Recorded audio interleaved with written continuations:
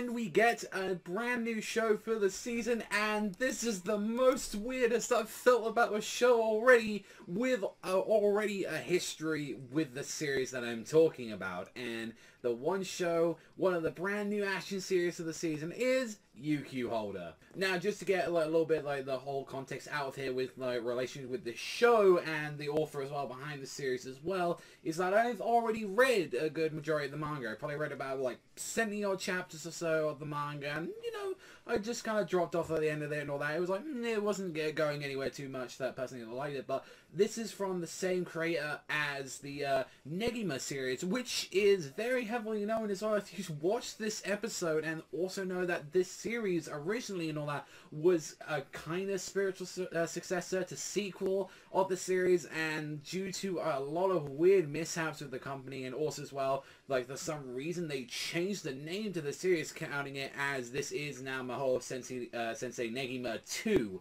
now / UQ Holder. So there's a bunch of weird shit already going into this, not to mention as well with what the show actually does, because for people wanting a like proper straight from the book adaptation and all that, then you're gonna have some weird things happening here as they decide to twist things up in this episode a little bit. And the pacing for the show as well kind of felt like it was going at like really fucking fast at some points, and then just didn't slow down for like these memorable. It just had to be like, no, this has to happen, this has to. It was nuts. All right, so I want to just get straight into this.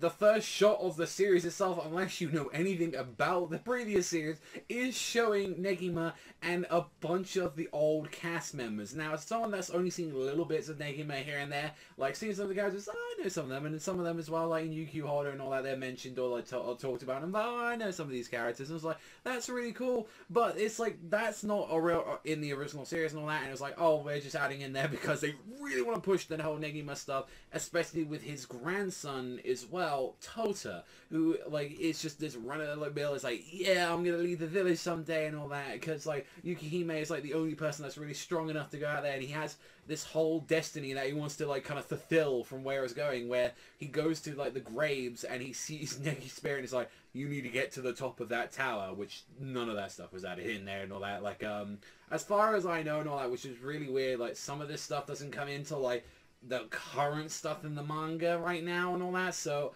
and considering that this like is going to be like 12 episodes and where they're going, I can heavily saying like by what the show's pacing was like with 60 plus like pages to do a single chapter, I can guarantee for the people like who want to just have a nice slow experience, this thing is going to be going at the speed of light from where it's going so far. And with one of the main characters, Yukihime, and all that being like, you know, kind of being like his little guardian, like taking care of him, and also as well being an immortal vampire. That's a small little detail from Negima. She's already like 800 years old and just decided to be like the teacher for this whole class of like all students. It's like, it's fine and all that. You probably want to defeat me with magic, but don't worry about it and all that. Just it'll be fine and all that. I'm just gonna be here like making fun of you and all that. But has like a little soft spot for Tota, like going into there. And then out of nowhere, a mercenary tricks like Tota and his friends to like use magic on her, also putting this bracelet that stops her from using magic, and it just goes.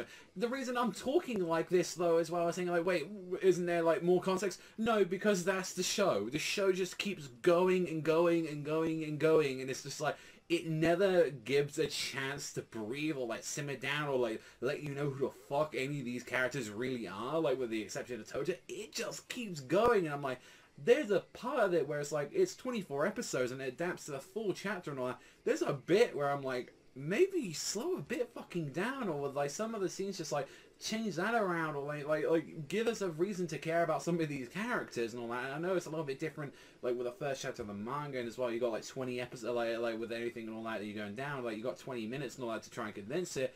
But it just honestly from the start it just felt like it was going fucking everywhere and all that. Like, and generally as well, when it escalated with the mercenary attacking like Yukihime and Tota, that went actually really bloody. Just out of nowhere, where it was like, he's losing an arm, Yukihime's getting like cut up into 1,000,000 pieces, and then we find out the whole big deal with these two characters is the fact that, like, if you knew about, like, what we saw in with Yukihime, is that she is an immortal vampire, and she has survived, like, multiple attacks like this, in, like, and this is why people have been trying to hunt her down for years, because she's immortal, and a lot of people want to find, you know, say, I want to, like, become immortal as well, you know, there's a rich business in that.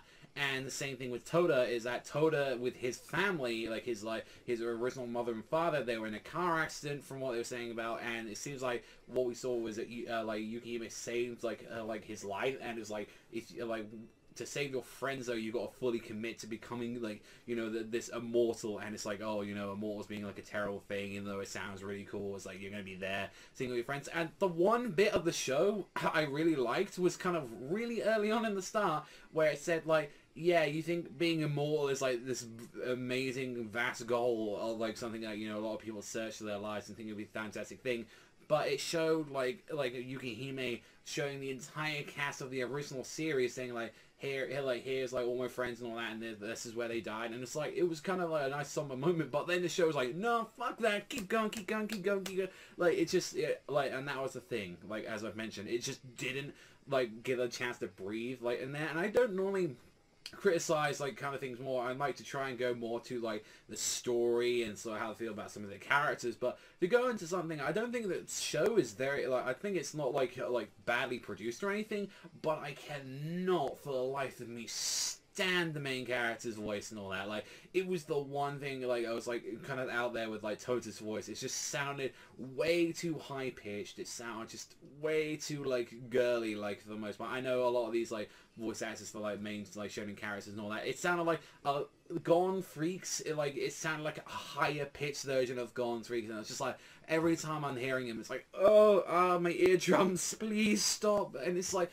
and I hate to feel this way because it's the first episode, and like a lot of shows and even mangas as well have rough first chapters or not that great first chapters to the most part, and then they normally progress and all that. But to this and all that, I would honestly give this, like, with the show and everything around it and all that, I'd give it a 5. Like, I think it's nothing that you hadn't seen before and all that, anything too special. There's nothing like be like, oh, this badass animation here, or like, this character is cool so far. I think if you generally want to see the continuation of some of these characters going on and all that, personally, I feel like this is the fault when you get into a series where it's like, this clearly is Negima, like a different part and all that. I feel like you have a bit more attachment to it. But then again, you've got a brand new cast for the most part, with the exception of 1 or 2 characters.